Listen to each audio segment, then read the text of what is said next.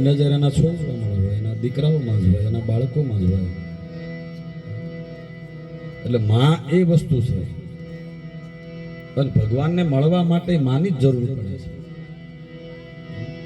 એ પછી પરમાત્મા પાછળ શું આવે? માં આવે.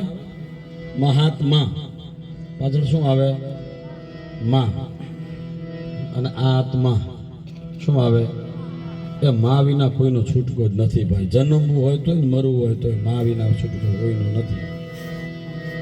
એટલે એના ઋણમાંથી તો આપણે કોઈ મુક્ત ન થઈ શકીએ. પણ આ પરિવારે એક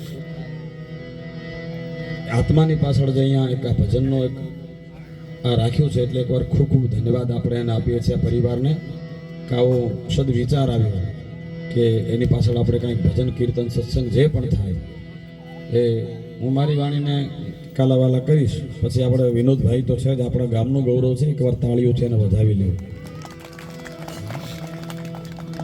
ખૂબ સારી જણે નામના મેળવી છે.